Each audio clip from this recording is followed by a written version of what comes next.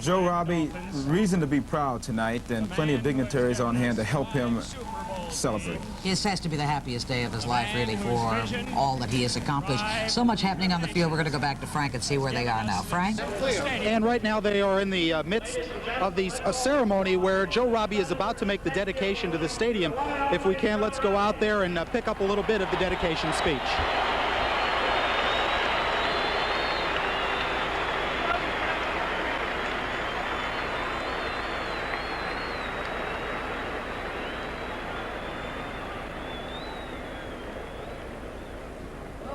America's premier stadium, the new home of the Miami Dolphins, the flagship franchise of the National Football League. Together, we celebrate tonight an accomplishment we share together, which no one else has ever achieved. A stadium built entirely from private funds.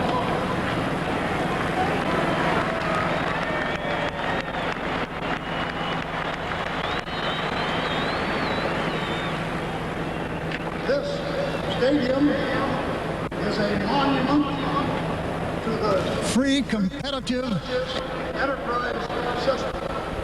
For the first time ever, it's the NFL on ESPN. Don Shula, in his 18th year, owns nearly every coaching record, counting his stay in Baltimore. He's second only to George Halas in all-time wins. Mike Ditka, starting his 6th year, already has 54 victories and a Super Bowl championship. The key to another title is often injured quarterback Jim McMahon, who has missed 20 of the last 48 games. In Miami, however, there is no quarterback problem. In 4 brilliant years, Dan Marino is the top-ranked passer of all time in the NFL. He's thrown for over 4,000 yards in 3 straight years and has led the league in completions, yards, and touchdowns 3 times. But those statistics don't even compare with sweetness. Walter Payton starts 1987 with more than 16,000 yards rushing and several chapters of his own in the record book. But the Bears' greatest strength lies in their defense, making the opponent pay the price. The Bears hope that 1987 will see them back in the Super Bowl. Miami needs an improved defense to make it a contender again. The preseason is surviving as well as winning. And for these teams, the right of survival begins tonight on ESPN.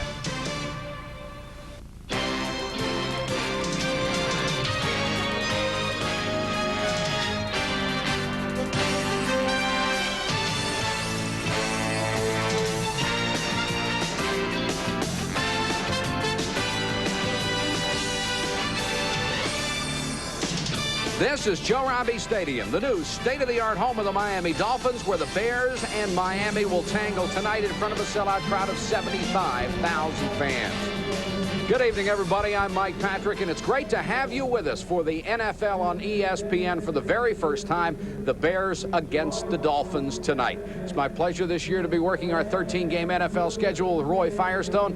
And Roy, the one question all the Dolphin fans have is, will there be a defense this year to go along with that offense? What can we say about the Bears and the Dolphins? Well, you might say that the Bears are a great football team looking for a quarterback, and the Dolphins are a great quarterback looking for a football team. That sounds like a cheap shot, right? But take a look at the graphic and you have an idea what we're talking about. Defensively, this football team gave up 405 points last year. The offense only scored 430. They gave up 25 points a game. They have a lot of problems on defense. And when you take a look at the offensive line at kind of a makeshift order, and the running attack failing to get a 1,000-yard rusher again, they haven't done that in 8 years. The Dolphins have a lot of problems, but they do have Dan Marino, and that could get them into the playoffs this year. They're going to need a lot of help.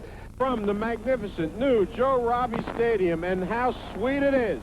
The National Football League is on the air. Tonight, the Miami Dolphins open the 1987 preseason against the Chicago Bears. Hello, everybody. This is Hank Goldberg, along with the voice of the Dolphins, Rick Weaver. The time they played in preseason was in 1975. The Dolphins won 21-10.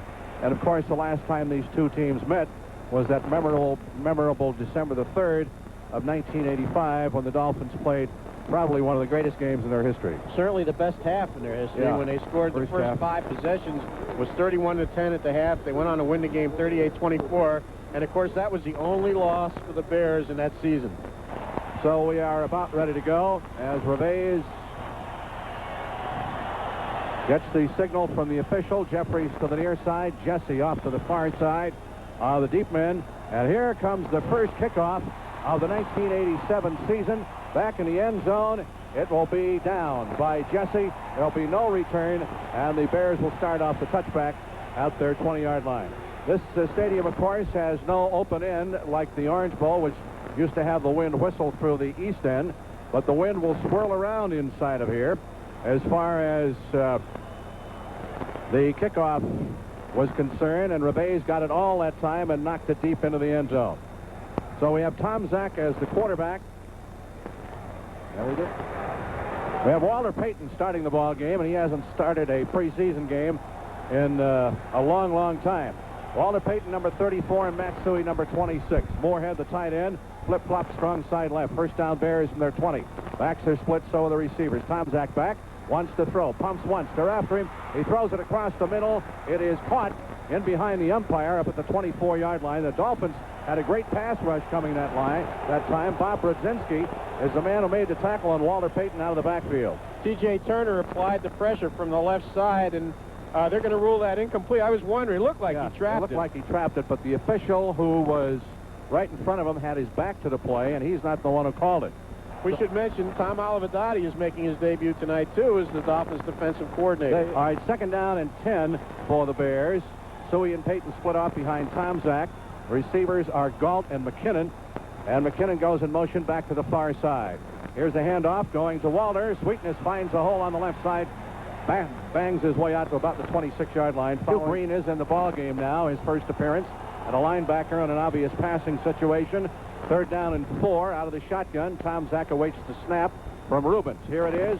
Back he goes to throw. He's going to run for it. 25, gets to the 30, 35 to the 40, and slides across the 40 to the 42-yard line. It's the first down for the Bears as they are moving the football at the Dolphins' 32. I watched Soche on that play. He had good penetration, beat the center, off the ball, had his hands wrapped around Tom Zak's leg, but you need help in that situation, and the flanks weren't getting there. Golf far side to the near side, McKinnon. Suhey and Payton, the split backs behind Tom Zak from the 32-yard line of Miami. Give off to Walter. He runs to the left side. Can't find a hole. They hem him and drop him at the 31. There's the swarming Dolphin defense that Olivadotti and Shula want. He gets only a yard on the play at the 31-yard line. Second down and 9. Let's see what the bench comes up with this time. Both receivers spread to the far side. Backs are split. Tom Zak looks right. Throws in the middle. Intercepted by Offerdahl at the 25. He runs over a tackler and gets to the 30. John Offerdahl picked that one off. It was a deflected pass. So Offerdahl gets the first defensive turnover. Emery Moorhead is the man who could not hold on to it. He was popped pretty good by Jackie Shipp. And down with the football came Offerdahl, and the Dolphins offense is out there with a first down at the 30-yard line. Ball was well thrown, not Tom Zak's fault, and the ball was tipped up in the air. That's what linebackers dream about, seeing that ball tipped up there. Actually, it just went off Moorhead's hands, and there was Offerdahl.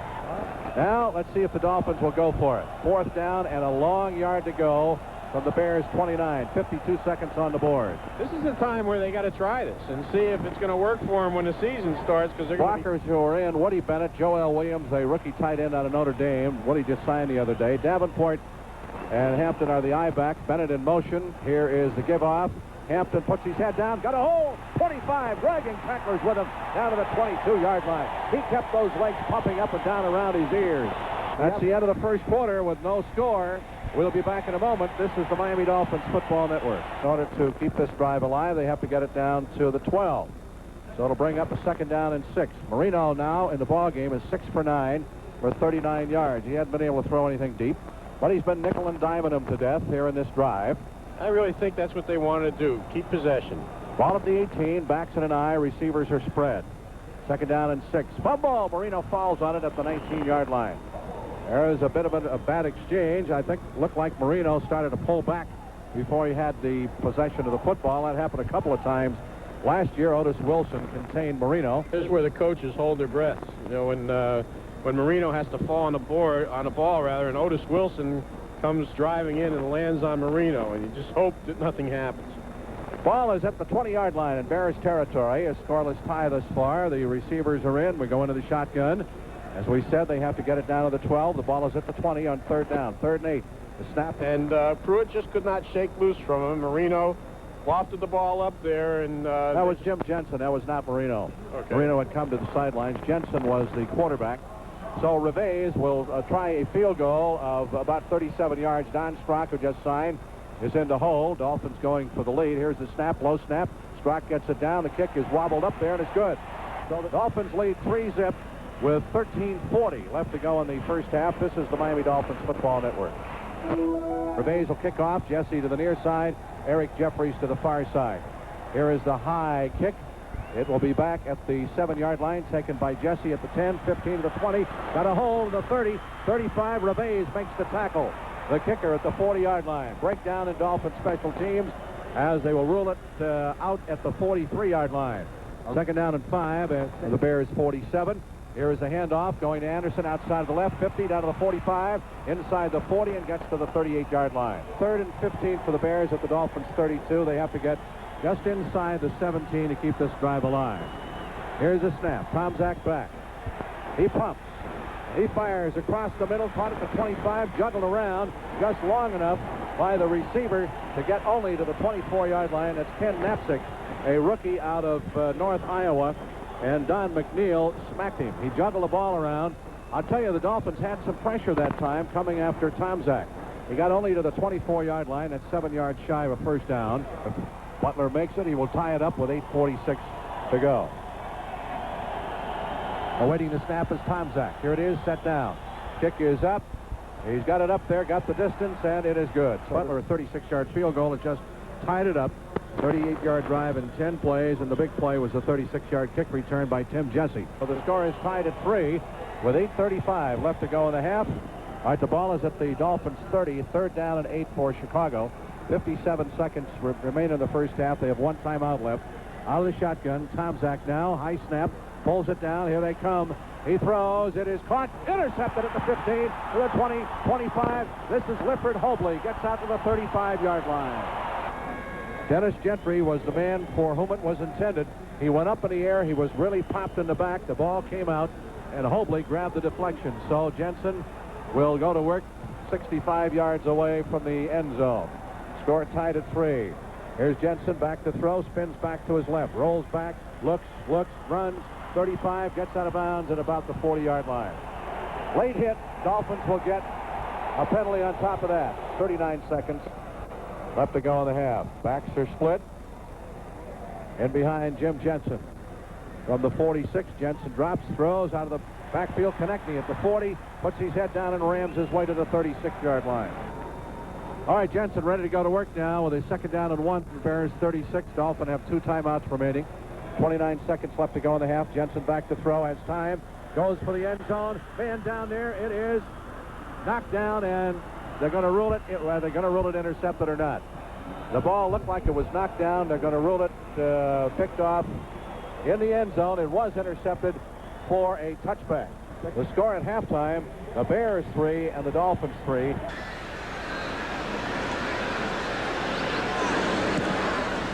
Dubik with a high floating kick. And it's taken by Schwades, the rookie out of Syracuse. 30. 40-yard line. Excellent return by Scott Schwades, and that's exactly why they took him out of Syracuse, a 34-yard kickoff return. As we see Jim Carsadas coming in. Ball at the 48. Here is the play fake. Carsadas to throw. Goes deep to the near side. Man down there. It is caught. Flag goes down. It is caught at the 15-yard line. Interference will be the call against the Bears. Was caught anyway by Pruitt. Carsadas completes for 37 yards from the 15, 2nd down. Carsadas, quick drop, sprints to his right, looks upfield. He throws. It is or did he catch it? He caught it over on the far side. The Bears come out of there with the ball. Reggie Phillips, the left cornerback, and let's see if they are going to rule an interception. Pass was intended for Pruitt, and he let Phillips take it away from him at the 9-yard line. Good play by Reggie Phillips, the left cornerback. And an unfortunate decision for the rookie. Down on the field. Yeah, he is, and it looks like it's a knee. The Bears will have Doug Flutie as the quarterback, and he, of course, in this part of the country, is not the most appreciated QB for what he did against the University of Miami a couple of years ago. He's also the shortest. Ball is at the Dolphins 18, 2nd down. Coming up. and about 2 yards to go for a first down. We've seen a lot of long possessions tonight that have ended in futility for both sides. Well, let's see if the Bears can put some points on the board out of this. Backs are split. Flutie ready to go to work from the Dolphins 18. Here's the give off. Goes to the big guy Thomas through a hole in the middle. Fumble! Dolphins have got it at the 7-yard line. So the Dolphins pick up as soon as we said no fumbles have been recovered, and the Dolphins come up with one. So again, Hank, as you mentioned, these long drives end in futility. Bears ball at their 40-yard line. I guess you could say off the performance thus far, the defenses are ahead of the offenses. Jesse and Thomas are the backs. Harris in motion. Flutie play fakes, drops to throw. Has some pressure now, moves out to his right. He is creamed from behind, throws the ball out of bounds. Don Shula caught the ball.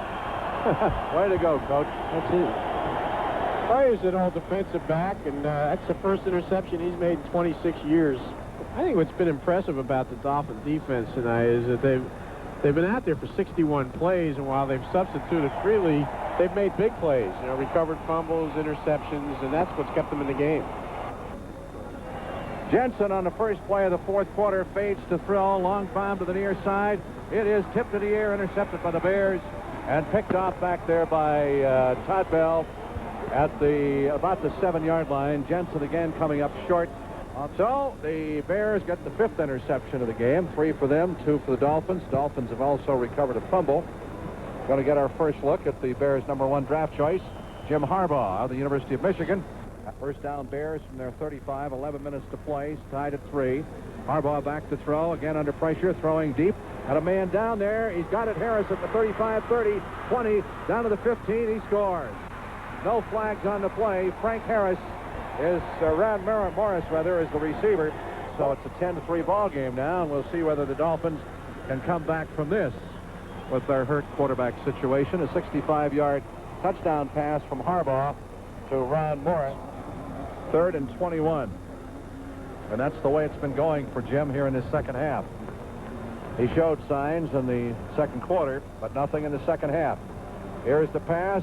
It is overthrown, intended for Stratford up at the 48. Let's go down to Barry Butel for a report on the Dolphins walking wounded. Yes, it is the walking wounded. Jim Carsados in plain clothes on crutches. He joins another injured player, John Offerdahl, in a sling, a shoulder sling. Of course, Dan Marino's dislocated finger, and he joins the likes of Dan Johnson and Roy Foster, who didn't even suit up tonight. Well, I hope none of those injuries are serious. Carsados did come off under his own power, and it may be just a precautionary measure. First down for the Bears at the 47. Again, Mosley gets the pitch. He swivel hips his way across the 40 for another first down to the 35-yard line. And the Dolphin defense looks like they've got their feet in cement right now. We have time for no more plays. The Bears, on that 65-yard touchdown pass to Morris from Harbaugh, have won the game 10-3. That's the end of it. The opening of Joe Robbie Stadium, a beautiful facility out here. The final score, the Bears 10, the Dolphins 3. This is the Miami Dolphins Football Network.